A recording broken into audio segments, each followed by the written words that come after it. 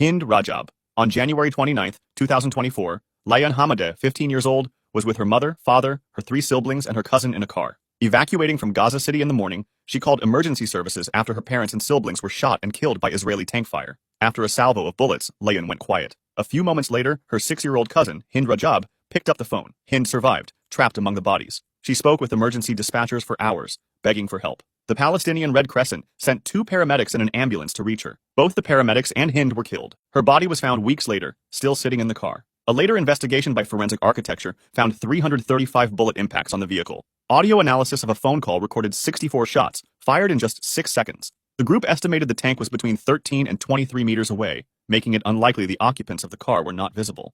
Rafah paramedic massacre. On March 23, 2025, Israeli forces fired on a convoy of Palestinian Red Crescent ambulances and civil defense vehicles that had responded to an incident in Rafah. 15 paramedics and civil defense workers were killed. Their bodies were later found in a mass grave nearby. A survivor who had hidden beneath a vehicle testified that the vehicles were fired upon after arriving at the scene. The Israeli military said shots were fired because the vehicles were advancing suspiciously, without headlights or emergency signals. Video footage later emerged and spread widely, showing clearly marked ambulances with flashing lights and emergency responders in uniform. The vehicles appeared unarmed and engaged in rescue work at the time they were fired upon. A man can be heard speaking in Arabic after being shot, lying on the ground, reportedly saying, "Forgive me, mother. I chose this path to help others."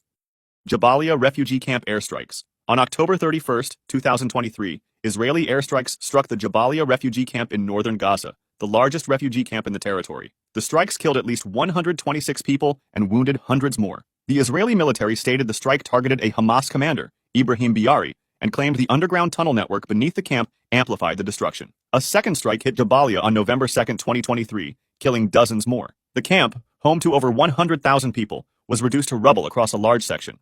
Gaza War 2008 to 2009. On December 27, 2008, Israel launched Operation Cast Lead against Gaza, following sustained rocket fire from Hamas. The initial air campaign was followed by a ground invasion on January 3, 2009. The 22-day operation killed between 1,166 and 1,417 Palestinians, with the UN estimating around 60% were civilians. 13 Israelis died, including 3 civilians. The UN Human Rights Council commissioned the Goldstone Report, which found evidence that both sides had committed war crimes and possible crimes against humanity. The use of white phosphorus in densely populated areas was among the most documented allegations.